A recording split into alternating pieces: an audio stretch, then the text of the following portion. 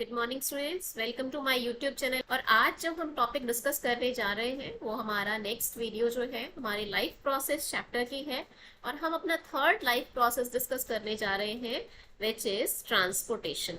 इससे पहले की दो वीडियोस में हम लोगों ने न्यूट्रिशन एंड रेस्पिरेशन के बारे में डिस्कस किया है।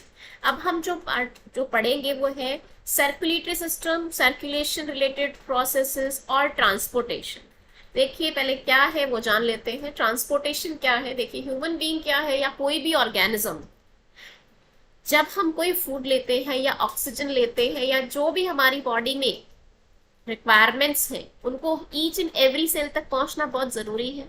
So human being like other multi cellular organism they need regular supply of food and oxygen. यानी मीन्स अगर हमारी एटीपी बनी है, मानिए फूड भी लिया है, हमने रेस्पिरेशन के थ्रू ऑक्सीजन भी ली है, तो उसको पूरी बॉडी में हर एक सेल तक फ्रॉम हेड टू टो उसको पहुंचाना बहुत जरूरी है। और इस फंक्शन को अचीव किया जाता है with the help of a circulatory system और ट्रांसपोर्टेशन सिस्टम। सो सर्कुलेटरी सिस्टम और ट्रांसपोर्टेशन सिस्टम, जैसे हम पहले के दो वीडियोस में प्लांट्स और एनिमल्स दोनों के बारे में बात कर ली है, इसी तरीके से हम ट्रांसपोर्टेशन भी in plants and in animals दोनों में बात करेंगे। तो इस वीडियो में हम जो टॉपिक डिस्कस करने जा रहे हैं, जो टॉपिक कवर करने वाले हैं वो है ट्रांसपोर्टेशन सिस्टम इन ह्यूमंस या सर्कुलेटरी सिस्टम इन ह्यूमंस। ठीक है, चलिए our circulatory system we are going to discuss. So our circulatory system consist of the following things. यहाँ पर मैंने 4 बुलेट पॉइंट्स लिखे हुए हैं जो कि हम इस वीडियो में मेनली डिस्कस करने वाले हैं। सर्कुलेशन जिस मीडियम के थ्रू होगा, ब्लड, यानी ब्लड क्या हो गया बेटा, ये तो वो मीडियम है। ठीक है, इस मीडियम के थ्रू वो जो चीजें ट्रेवल होंगी। उसके बाद चीजें पंप होनी है तो बहुत ज्यादा क्या जरूरी है, उसमें बहुत ज्यादा प्रेशर जरूरी है। सो प्रेशर चाहिएगा, इसीलिए पंप करने के लिए एक ऑर्गन होना चाहिए जो कि हार्ट है। फिर जिस पाइपलाइन के थ्रू चीजें ट्रैवल करेंगी, जहां से जैसे ट्रैवल करेंगे जिस भी पाइप्स के थ्रू, वो पाइप्स क्या होते हैं हमारे ब्लड वेसल, जिसमें हम आर्टरीज, वेन्स, कैपिलरीज ये सब डिस्कस करेंगे। और उसके साथ ही टिश्यू के पास भी अपना एक फ्लूइड होता है जिसको हम कहते हैं लिम्फ। सो ये 4 चीजें हम लोग डिस्कस करेंगे। सबसे पहले हम बात करते हैं हमारा सर्कुलेशन के लिए जो मीडियम है जिसके थ्रू चीजें ट्रैवल करती है, वो है हमारा ब्लड। सो ब्लड बेटा हमने 9th क्लास में पढ़ा हुआ है, टिश्यू चैप्टर में पढ़ा था वहां पर हमने। एंड ब्लड क्या है, किस तरह का टिश्यू है, connective tissue. We all know connective tissue जो चीजों को जोड़कर रखता है। सो यहाँ पर ब्लड का काम क्या है, एक जगह से दूसरी जगह चीजों को ट्रांसपोर्ट कराना। तो basically it is a connective tissue. और जो भी कनेक्टिव टिश्यू होता है उसके अंदर क्या होता है, एक मैट्रिक्स होता है। अब वो मैट्रिक्स हो सकता है वो सॉलिड मैट्रिक्स हो सकता है वो लिक्विड मैट्रिक्स हो सकता है फ्लूइड मैट्रिक्स हो। सो वो मैट्रिक्स होता है। तो यहाँ का जो मैट्रिक्स है वो क्या है, उसका नाम है बेटा प्लाज्मा। ब्लड का जो मैट्रिक्स है उसको हम क्या कहते हैं, प्लाज्मा। ठीक है, प्लाज्मा कहते हैं। सो प्लाज्मा की अगर हम कॉम्पोजिशन की बात करें, फ्लूइड मैट्रिक्स है ये। फ्लूइड मैट्रिक्स है जिसके अंदर क्या होगा, हो सकता है सॉल्ट हो सकता है प्रोटीन हो सकता है हॉर्मोन्स भी हो। ठीक है, वाटर तो प्रेजेंट है ही क्योंकि फ्लूइड है ये। ठीक है, तो ये प्लाज्मा होता है। इसकी कॉम्पोजिशन में ज्यादा डिटेल में नहीं पता होनी चाहिए, सिर्फ इतना मालूम बहुत सफिशिएंट होता है कि ब्लड क्या है, व्हाट काइंड ऑफ टिश्यू, कौन कौन सी सेल इसके अंदर होती है। तो ब्लड में 3 डिफरेंट सेल्स होती हैं। कौन कौन सी होती है बेटा, आरबीसी, डब्ल्यूबीसी एंड प्लेटलेट्स। तीनों ही सेल हम ऑलरेडी जानते हैं, आरबीसी, डब्ल्यूबीसी एंड प्लेटलेट्स। थोड़ा सा हम देख लेते हैं क्या चीज है। आरबीसी जो है बाइकनकेव शेप की होती है। और आरबीसी जो है, अगर हम कहें इनके पास क्या प्रेजेंट होता है बेटा, हीमोग्लोबिन। हीमोग्लोबिन क्या करता है, ऑक्सीजन और CO2 के कैरियर की तरह काम करता है, उसको एक जगह से दूसरी जगह ले जाने के लिए। सो हमारी बॉडी में जो गैसेस है उसका ट्रांसपोर्ट बहुत अच्छे से हो पाए, इसलिए पूछा जाता है कि we have a respiratory pigment also. कौन सा रेस्पिरेटरी पिगमेंट होता है, आयरन कंटेनिंग पिगमेंट्स को कहते हैं, हीमोग्लोबिन H भी कहा जाता है। ठीक है, जो नॉर्मली एक मेल का अप टू 16 चला जाता है, चल सकता है इतना। और हमारे अंदर भी 12 to 14 इतना सफिशियंट है, मतलब 12 तो होना ही चाहिए। 12 से नीचे होता है तो वो एनीमिया की कैटेगरी में आ जाता है। ठीक है, नेक्स्ट है बेटा WBC। WBC क्या होती है? ये व्हाइट ब्लड सेल्स होती है, ये सारी हमारे डिफेंस के लिए जरूरी होती है। हमारी बॉडी में कोई जर्म एंटर हो जाता है उसको वहीं पर ही निगल कर खत्म कर देना, या कोई चीज इसको एंटीबॉडी बनाकर खत्म करना है। सो एंटीबॉडी प्रोटीन होते हैं जो एंटीजेंस यानी फॉरेन मॉलिक्यूल के अगेंस्ट बनाए जाते हैं, वो सब बनाने का काम किसका होता है? हमारी WBC का।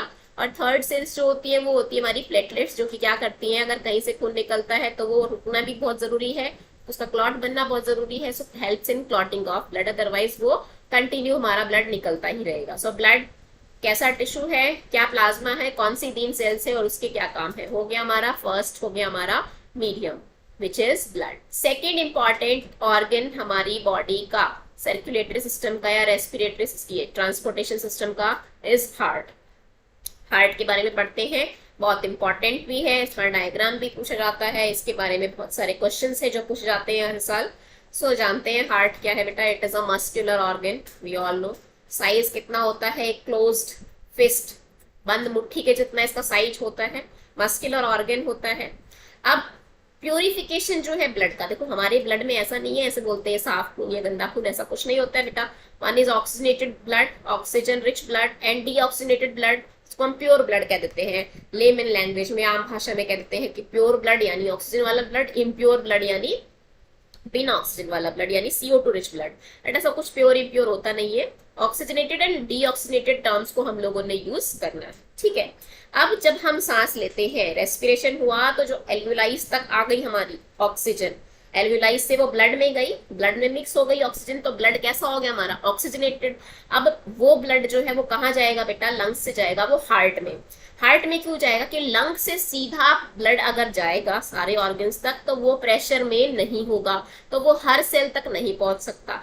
तो ये जो हार्ट है ना, इसका काम प्योरिफिकेशन का नहीं होता, इसका काम होता है प्रेशर जनरेट करने का, ठीक है। ये क्या करेगा भाई? लंग्स से वो हार्ट के पास जो ब्लड आएगा उसको वो इतना प्रेशर से फेंकेगा कि वो हर एक सेल तक पहुंच जाएगा।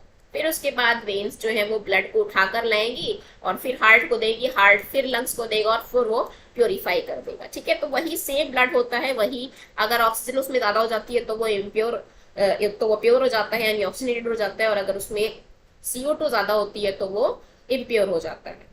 अब हार्ट जो है इसके डिफरेंट चेम्बर्स होते हैं हमारी, अगर हम ह्यूमन हार्ट की बात करें, ठीक है। ह्यूमन हार्ट के अंदर कितने चेम्बर होते हैं बेटा? 4 चेम्बर होते हैं। ऑलरेडी आप लोगों को पता भी होंगे, ये हमने पहले भी चैप्टर्स में पढ़ा हुआ है, यानी पिछली क्लासेस में पढ़ा हुआ है, ठीक है। पहले हम ये सिंपल वाला डायग्राम पढ़ लेते हैं, फिर उसके बाद कॉम्प्लेक्स वाला जो ऊपर बना हुआ है वो कुछ कॉम्प्लेक्स नहीं है, वो इजी है, वो बन जाएगा, ठीक है। इधर देखते हैं हम लोग क्या है हमारे चेम्बर, मैंने बोला ना, तो चेम्बर हमारे कितने हैं टोटल? 4 चेम्बर है बेटा। एट्रियम और वेंट्रिकल, 2 नाम याद रखने हैं तुम्हें, एट्रियम और वेंट्रिकल। अब एट्रियम भी राइट में है और लेफ्ट में है, और वेंट्रिकल भी राइट में है और लेफ्ट में भी, ठीक है। सो 4 हो गए, left atrium, left atrium, left ventricle, right atrium, right ventricle, ठीक है। 4 हो गए, left atrium, left ventricle, right atrium, right ventricle. अब उसके बाद बेटा ये जो दूसरा वाला डायग्राम है, ये जो साइड वाला, ये वाला जो डायग्राम, इसमें देखिए वही दिखाया हुआ है, left atrium, left ventricle, right atrium, right ventricle. ये सारे बेटा वॉल से अलग है, सेपरेट है, सबकी अपनी वॉल है, ठीक है। तो चारों सेपरेट होते हैं सेप्टा से। सेप्टा बोलते हैं बीच की वॉल जो होती है, इसको हम कहते हैं सेप्टा, SEPT, सेप्टा, ठीक है। अब देख रहे होगे तुम लोग, ये वाली जो साइड है ना, लेफ्ट वाली साइड, ये रेड में दिखा रखी है, और ये जो राइट वाली साइड है बेटा ये ब्लू दिखा रखी है। अपना लेफ्ट और अपना राइट नहीं, हार्ट का लेफ्ट और हार्ट का राइट दिखना है। तुम कहोगे ये हमारा तो राइट है, जी नहीं, ये हार्ट का लेफ्ट और हार्ट के राइट की बात कर रहे हैं। हार्ट का लेफ्ट और लेफ्ट एट्रियम और वेंट्रिकल वाला पार्ट रेड है, और जो राइट वाला पार्ट है उसको हमने ब्लू कलर किया हुआ है। क्यों बेटा? क्योंकि जो लेफ्ट वाला पार्ट होता है वहां पर जो ब्लड ट्रेवल करता है वो ऑक्सीजन कंटेनिंग होता है, और जो राइट वाला होता है वहां पर जो ब्लड ट्रेवल करता है वो कैसा होता है? CO2 रिच ब्लड होता है, ठीक है। तो ये बातें हो गई बेटा। अब बहुत इंपॉर्टेंट कॉन्सेप्ट हम लोग डिस्कस करने जा रहे हैं, सर्कुलेशन ऑफ ब्लड, कैसे कैसे ब्लड जो है वो ट्रेवल करता है। उससे पहले मैं आप लोगों को एक चीज समझाना चाहती हूँ, ब्लड वेसल्स वाला जो टॉपिक है ना वो मैं पहले करवाना चाहती हूँ उससे पहले, ठीक है। तो पहले यहाँ पर आ जाते हैं हम लोग ब्लड वेसल्स, क्योंकि बेटा पाइप के थ्रू जाएगा तो वो ऑलरेडी हमें पता होना चाहिए। तो पहले हम ब्लड वेसल्स की बात कर लेते हैं। हमारी 2 तरह की वेसल्स होती हैं, आर्टरीज और वेन्स, ठीक है। 2 वेसल्स होती हैं, आर्टरीज और वेन्स। अगेन यहाँ पर डिफरेंस इनका बहुत इंपॉर्टेंट है, तो ये डिफरेंस आप लोगों को याद रखना है, ठीक है। आर्टरीज की बात करते हैं। ब्लड वेसल्स हैं, ये वो ब्लड वेसल है बेटा जो ऑक्सीजन कंटेनिंग ब्लड को क्या करती है, लेकर जाती है। ऑक्सीजन वाला ब्लड कहाँ से आएगा, हार्ट से। कहाँ पर लेकर जाना है, बॉडी में, तो हार्ट से बॉडी तक। So which carry blood away from the heart to various organ of the body. ये कैसा ब्लड कैरी करती है, ऑक्सीजनेटेड ब्लड। जो वेन्स होती है वो कैसा ब्लड कैरी करती है बेटा, डीऑक्सीजनेटेड ब्लड, ठीक है। ये ब्लड को कहाँ से उठाती है, बॉडी से उठाती है और उसको कहाँ पर देती है, हार्ट में देती है। ये हार्ट से बॉडी, ये बॉडी से हार्ट हो गया, ठीक है। दोनों में ही एक एक एक्सेप्शन है बेटा। जो पल्मनरी आर्टरी है, ध्यान रखना है, पल्मनरी, POLMONARY, पल्मनरी आर्टरी, और इधर हो गया हमारा पल्मनरी वेन। पल्मनरी आर्टरी तुम्हारा डीऑक्सीनेटेड ब्लड कैरी करती है और पल्मनरी वेन जो है हमारा ऑक्सीनेटेड। ये सिर्फ क्या है बेटा, एक्सेप्शन, एक्सेप्शन, ठीक है, एक्सेप्शन। तो आर्टरीज वैसे प्योर ब्लड कैरी करती है, वेन्स इम्प्योर। सिर्फ पल्मनरी आर्टरी और पल्मनरी वेन्स का उल्टा है। अब दूसरी बात, आर्टरीज कहाँ से ब्लड ला रही है, हार्ट से। हार्ट जो है प्रेशर से ब्लड फेंकता है, तो प्रेशर से ब्लड फेंकेगा तो उस प्रेशर को झेलने के लिए जो आर्टरीज है बेटा, उसकी वॉल थिक होनी चाहिए, थीन होनी चाहिए। ऑब्वियस ही बात है, थिक होनी चाहिए, फ्लेक्सिबल वॉल होनी चाहिए, इलास्टिक। तो आर्टरीज की वॉल कैसी होते हैं, थिक और इलास्टिक, क्योंकि जो ब्लड है तो इसके थ्रू ट्रेवल करेगा, that is coming from heart which is under high pressure, ठीक है। जो वेन्स है बेटा, इनको ऐसी कोई थिक वॉल की जरूरत नहीं होती है, क्योंकि इनको बॉडी से ब्लड उठाना होता है। बॉडी में ऐसा कोई ऐसा पंप फेंक नहीं रहा होता है, वहां पर जो ब्लड है that is not under high pressure, ना कुछ हाई प्रेशर नहीं होता, तो उनकी कोई थिक वॉल नहीं होती। इनकी जो वॉल होती है वो कैसी होती है बेटा, थिन होती है।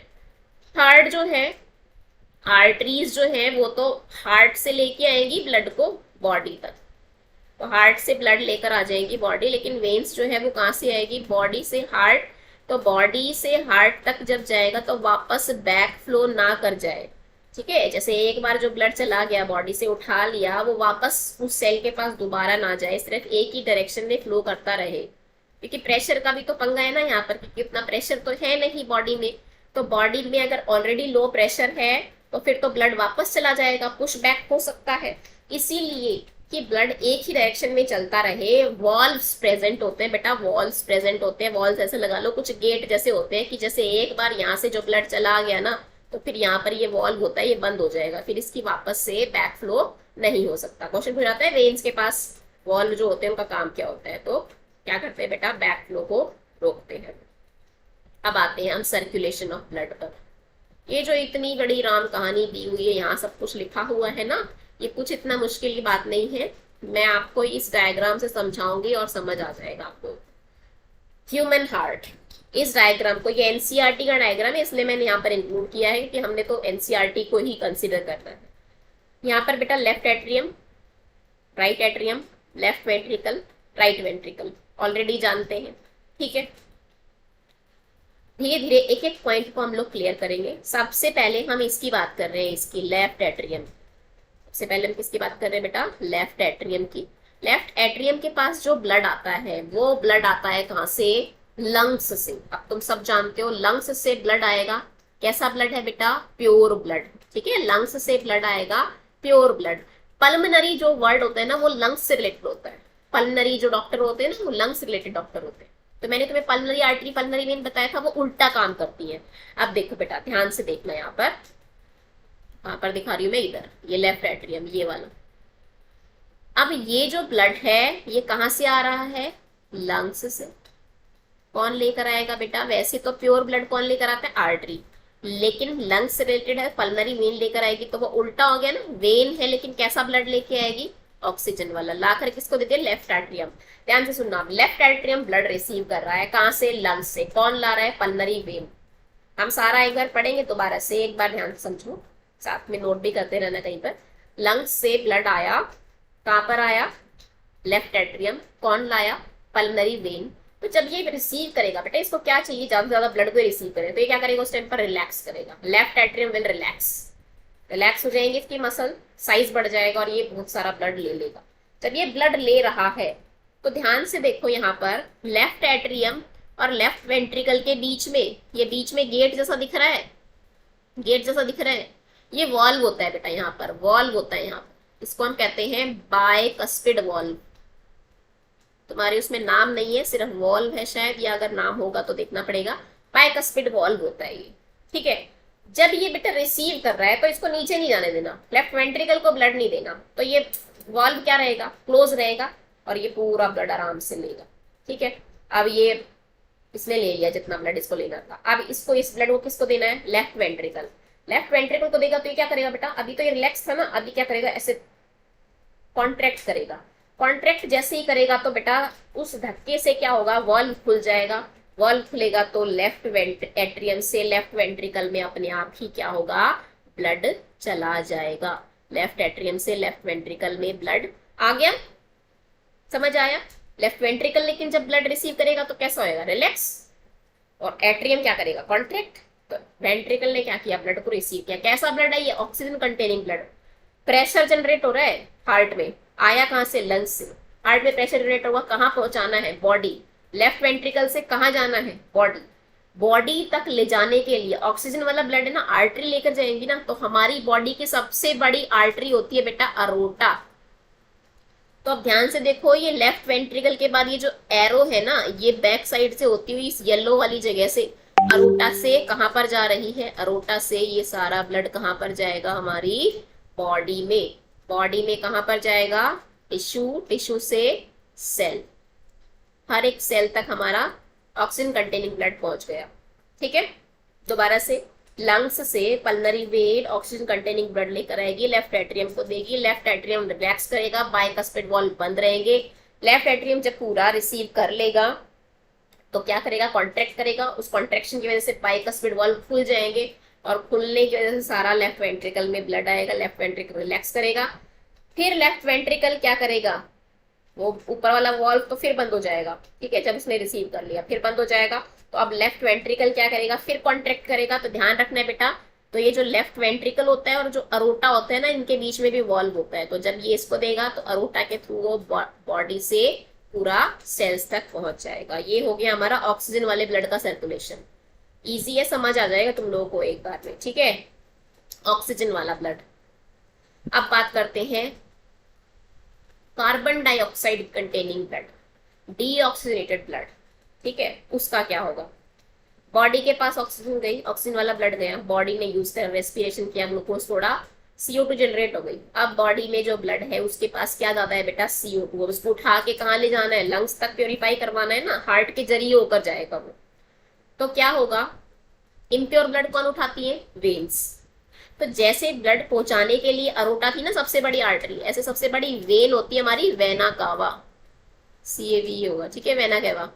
ये वेना कैवा जो है ये दो दिख रही है, एक हमारी पूरी अपर बॉडी से, एक हमारी पूरी लोअर बॉडी से, ये दिख रही है, ये दो वेना कैवा हमारी आई, और कहां पर ब्लड ला रही है, डीऑक्सीजनेटेड ब्लड। वेन्स लेकर आती है deoxygenated blood, carbon dioxide containing blood.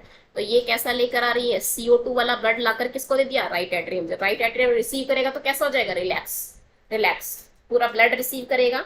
और ध्यान रखना है, ये कौन सा जो बीच में जो वॉल्व है ना, जैसे यहाँ पर बाइकस्पिड वॉल्व था, इसी तरीके से यहाँ पर कैसा वॉल्व है बेटा, ट्राइकस्पिड वॉल्व। तो यहाँ पर जो वॉल्व है, ये वाला जो वॉल्व है, इसको हम कहते हैं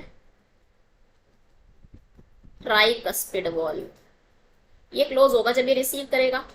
अब इस राइट एट्रियम को किसको देना है, राइट वेंट्रिकल को। तो ये ऐसे धक्का मारेगा तो ये वॉल्व खुल गया और सारा राइट वेंट्रिकल में आएगा ब्लड। अब जब ये राइट वेंट्रिकल में आएगा तो राइट वेंट्रिकल रिलैक्स करेगा, और राइट वेंट्रिकल से ब्लड को किसको पहुंचाना है बेटा, किसको पहुंचाना है, लंग्स को।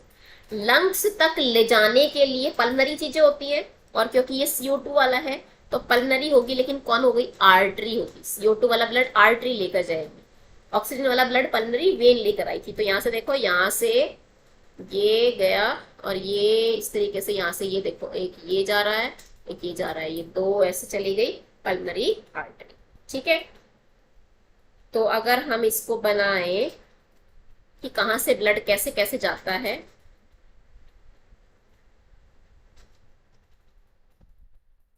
एक मिनट, एक बार इरेजर लेके और फिर इसको साफ करके फिर यहाँ पर पूरा सर्कुलेशन बना देते। ठीक है, देखो बेटा, देखूंगी मैं लंग्स। लंग्स से कैसा ब्लड आया? ऑक्सीजन वाला ब्लड आया। कौन लेकर आएगा बेटा? पल्मनरी, पल्मनरी आर्टरी लेकर, पल्मनरी वेन लेकर आएगी। ऑक्सीजन वाला ब्लड कौन लेकर आएगी? पल्मनरी वेन लेकर आएगी। पल्मनरी वेन लाकर किसको देगी? Left atrium. लेफ्ट एट्रियम से किसको जाएगा? Left ventricle. लेफ्ट वेंट्रिकल से किसको जाएगा? बॉडी। बॉडी उस ऑक्सीजन को क्या कर लेगी? यूज कर लेगी। क्या बना देगी? सीयू। इस CO2 को उठाकर कौन लेकर जाएगा बेटा? Vena cava. वेना केवा किसको देगी? राइट एट्रियम को। राइट एट्रियम किसको देगा? Right ventricle. राइट वेंट्रिकल किसको देगी? Pulmonary artery. पल्मनरी आर्टरी से किसके पास चला जाएगा? लंग्स। और फिर ये साइकिल जो है ये चलता रहेगा। एक बार में जो हार्ट में वो ब्लड आया था, एक बार प्योर होके आया, एक बार इम्प्योर होके आया। ठीक है, 2 बार आता है एक साइकिल। ये पूरा साइकिल जो कंप्लीट हुआ, the same blood is coming to the heart 2 times. इसीलिए ना इसको क्या कह देते हैं बेटा हम लोग? डबल सर्कुलेशन भी कह देते हैं। अब ये जो पूरा लिखा हुआ है ना यहाँ पर, यहाँ से ऑक्सीजन रिच, ये सब ये आप जब पढ़ोगे ना ये सब समझ आ जाएगा। जो मैंने बात इतनी देर तुमको बताई है वही सारी बात यहाँ पर लिखी हुई है। दूसरा, डबल सर्कुलेशन हमने बोला, तो एक बार डबल सर्कुलेशन देख लेते हैं क्या होता है। ब्लड हमारे हार्ट में कितनी बार आएगा? एक साइकिल में कितनी बार आता है? 2 बार। एक साइकिल में कितनी बार आता है? Twice in 1 complete cycle. एक बार प्योर, एक बार इम्प्योर। ठीक है, इसको डबल इसलिए कहते हैं कि 2 तरह के सर्कुलेशन होते हैं, एक पल्मनरी सर्कुलेशन, एक सिस्टमिक सर्कुलेशन। ये इंपॉर्टेंट क्वेश्चन है, पूछा जाता है बेटा what is double circulation. Important question है डबल सर्कुलेशन, और क्यों नेसेसरी है ये वार्म ब्लड एनिमल्स के लिए। तो ध्यान से समझो इसको। डबल सर्कुलेशन, ब्लड 2 बार आएगा। 2 तरह के सर्कुलेशन है, पल्मनरी और सिस्टमिक। पल्मनरी वर्ड किससे रिलेटेड है? लंग्स। ठीक है, तो ब्लड लंग्स से हार्ट और हार्ट से लंग्स, समझ गए ना? लंग्स से हार्ट, देखो लंग्स से हार्ट कौन लेकर आए थी? Pulmonary when. किसको दिया? Left atrium, left ventricle. ठीक है, और हार्ट से लंग कौन लेकर गई थी? Pulmonary artery. तो ये जो है पल्मनरी वेन और पल्मनरी आर्टरी और लंग्स और हार्ट के बीच का जो पूरा ये ऊपर वाला जो सर्कुलेशन है, ये वाला, ये जो सर्कुलेशन है ऊपर वाला, ये क्या हो गया हमारा? पल्मनरी सर्कुलेशन सारा, heart to lung, lung to heart. Systemic में heart to body, body to heart. तो हार्ट से बॉडी में कौन लेकर गया था? अरोटा लेके गया था ना। अरोटा ने बॉडी को दिया, सेल्स को दिया, फिर उसने यूज किया, और फिर उठाकर कौन लाई थी? Vena cava. वेना केवा उठा के यहाँ पर लिया। तो यानी जो बॉडी रिलेटेड है ये सारा, ये क्या है? बॉडी रिलेटेड हमारा सिस्टमिक, ये लंग से रिलेटेड जो है हमारा पल्मनरी, और बॉडी रिलेटेड हमारा सिस्टमिक। ठीक है, तो ये डबल सर्कुलेशन है। चारों चेंबर सेपरेट, कोई ब्लड किसी दूसरे ब्लड से मिक्स नहीं होगा, कोई इंटरमिक्सिंग नहीं है। इसीलिए हमारी हर सेल की रिक्वायरमेंट पूरी की जाएगी। हम बेटा कैसे एनिमल है? Warm blood. बहुत इंपॉर्टेंट क्वेश्चन आता है कि डबल सर्कुलेशन वार्म ब्लड में क्यों जरूरी है। वार्म ब्लड का मतलब क्या होता है? हमारी बॉडी का कैसे टेम्परेचर रहता है? कांस्टेंट। बाहर चाहे 40 टेम्परेचर हो, चाहे 20 टेम्परेचर हो, हमारी बॉडी का तो 37 ही रहेगा। तो ये कांस्टेंट टेम्परेचर के लिए एनर्जी बहुत लगती है। एनर्जी लगेगी तो ब्लड प्योर इम्प्योर जो है मिक्स नहीं होना चाहिए। CO2 ऑक्सीजन की जो डिमांड है ना हमारी बॉडी की, CO2 फटाफट निकाली जाए, ऑक्सीजन पहुंचाई जाए, ये कंप्लीट होना चाहिए। सो डबल सर्कुलेशन इसलिए जो है हमारा बहुत ही इंपॉर्टेंट होता है। हम तो 4 चैम्बर वाले हैं ना, कोई इंटरमिक्सिंग नहीं होती, लेकिन 3 चैम्बर और 2 चैम्बर, 3 चैम्बर, 2 चैम्बर ऑर्गेनिज्म भी होते हैं। 3 चैम्बर कौन से होते हैं बेटा? Amphibians, reptiles.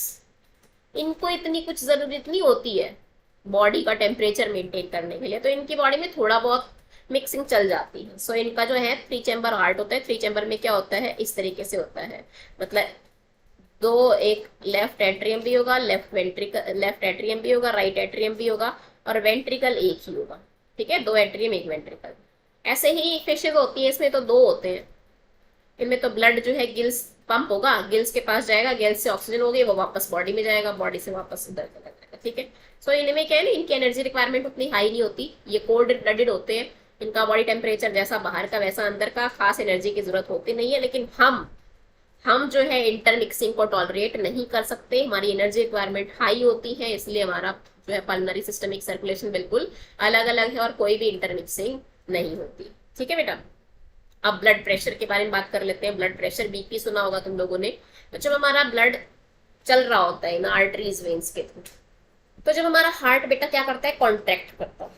जब हमारा हार्ट कॉन्ट्रैक्ट करता है तो वेन्स के ऊपर जो प्रेशर लगता है वो होता है हमारा, ब्लड वेसल्स के ऊपर जो प्रेशर लगता है वो होता है सिस्टोलिक प्रेशर। और जब हमारा हार्ट रिलैक्स करता है तो वो क्या होता है बेटा, डायस्टोलिक प्रेशर।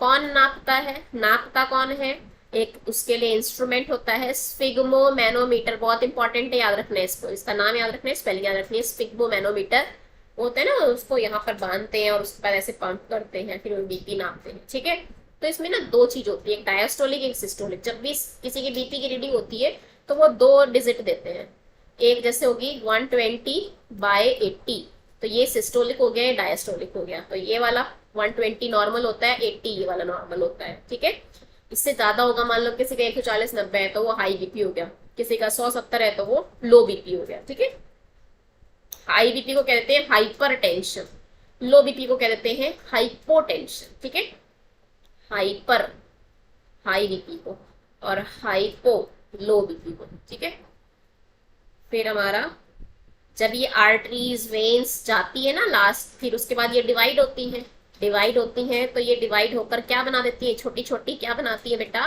कैपिलरीज। ये आर्टरीज तो मोटी होती है ना, और सेल्स तो बहुत छोटी छोटी होती है, तो हर एक सेल तक पहुंचाने के लिए पतली पतली क्या होती है, कैपिलरीज होती है। कैपिलरीज तो सिर्फ एक सेल थे होती है, कैपिलरीज फिर आर्टरीज होती है। ठीक है, ये जुड़ के बनती है कैपिलरीज, जो जुड़ते हैं। लास्ट टॉपिक हमारा विच इज लिम्फ। लिम्फ को क्या कह देते हैं बेटा, टिश्यू फ्लूइड। इसका अलग से क्वेश्चन भी आ जाता है, लिम्फ, लिम्फ को क्या कह देते हैं, टिश्यू फ्लूइड। होता क्या है, एक मिनट में समझ आ जाएगा। जब हमारा ब्लड इन आर्टरीज के थ्रू ट्रेवल कर रहा होता है, ब्लड जा रहा है, आर्टरीज की वॉल होती है पोरस, में थोड़े थोड़े छेद प्रेजेंट होते हैं, पोर प्रेजेंट होते हैं, तो ब्लड का कुछ अमाउंट आ जाता है बाहर। बाहर कहाँ पर, टिश्यू में। कुछ अमाउंट कहाँ जाता है, बाहर टिश्यू में। ठीक है, अब ब्लड से चीजें आई है तो प्लाज्मा आ जाएगा, जैसे प्लाज्मा का ही पार्ट आ जाएगा, थोड़े बहुत प्रोटीन आ जाते हैं, सॉल्ट्स आ जाते हैं। ठीक है, वाटर उसमें से बाहर आ जाएगा और वो जो टिश्यू में आ जाएगा, इसलिए क्या कहते हैं उसको, टिश्यू फ्लूइड। अब इस टिश्यू फ्लूइड को पहुंचाने के लिए भी lymphatic arteries, lymphatic when, lymphatic capillaries वो सब प्रेजेंट होती है। यानी पूरा सिस्टम है, जैसे हमारी बॉडी में ब्लड वाला सिस्टम है ना, ऐसे लिम्फ वाला सिस्टम है। बहुत डिटेल में नहीं पढ़ना, सिर्फ लिम्फ क्या होता है, कैसे होता है वो पता होना चाहिए। ठीक है, तो लिम्फ जो है वो लिम्फेटिक कैपिलरीज से जाता है और एक सेल तक जाएगा। लिम्फ वेसल्स होती है, लिम्फ वेन्स होती है, वो सब होती है। लिम्फ का फंक्शन पूछ जाता है, दो फंक्शन होते हैं। एक तो फर्स्ट होता है फैट जो होती है ना बेटा, वो ब्लड से नहीं कभी ट्रैवल करती है, वो किसके थ्रू जाती है, तो जितना भी लिम्फ जो है ना वो हमारी स्मॉल इंटेस्टाइन से जो एब्जॉर्प्शन होता है ना चीजों का विलाइज के थ्रू, तो वो ब्लड नहीं लेता फैट को। कौन लेता है, हमारा लिम्फ लेता है, और उसको जहां जहां जरूरत होती है वहां पहुंचा देता है टिश्यू में। ठीक है, तो फैट का ट्रांसपोर्टेशन, फैट का एब्जॉर्प्शन जो है that is done by lymph. दूसरा, हमारी जो बॉडी है ना, इसके अंदर जो फ्लूइड है, यानी हमारा जो ब्लड है, ब्लड की जो कॉन्सेंट्रेशन है, उसमें कुछ ज्यादा है तो वो बाहर आ जाएगी, कुछ चीज कम है तो वापस जो है वो लिम्फ से चली जाएगी। सो यानी क्या करते हैं, हमारा जो फ्लूइड की कॉन्सेंट्रेशन है ना, वो क्या करता है, मेंटेन करने का काम करता है। तो ये हमारा लिम्फ का काम होता है। तो लिम्फ का अलग से क्वेश्चन आता है कि लिम्फ क्या है, लिम्फ के फंक्शन क्या है, वो पता होना चाहिए। आर्टरी वेन्स के डिफरेंस से क्वेश्चन आता है। ब्लड प्रेशर क्या होता है, डबल सर्कुलेशन बहुत इंपॉर्टेंट क्वेश्चन है। हार्ट का सर्कुलेशन क्या होता है, ठीक है, और ब्लड क्या है। तो ये सारी चीजें हमारा पूरा हमने कवर कर लिया है, जितना भी हमारा ट्रांसपोर्टेशन एनसीईआरटी से कवर होगा ना, जितने टॉपिक से जो भी क्वेश्चन जिस तरह के पूछ जाते हैं वो सब इसमें कंप्लीट हो गया है। ऐसी ही एक वीडियो होगी हमारी ट्रांसपोर्टेशन एंड प्लांट्स की, उसमें हम प्लांट्स के अंदर कैसे ट्रांसपोर्टेशन होता है, जो कि इतना कॉम्प्लेक्स नहीं होता है जितना ह्यूमन का सिस्टम होता है, क्योंकि हम तो बहुत एडवांस ऑर्गेनिज्म है। सो ये हमारा इस वीडियो में ट्रांसपोर्टेशन मैंने एक टॉपिक कंप्लीट कर दिया है। होप आप लोगों को ये वीडियो पसंद आई होगी। अगर वीडियो पसंद आई है तो चैनल को सब्सक्राइब कीजिए और इस तरह की वीडियोस का बेनिफिट्स लेते रहिए। Thank you.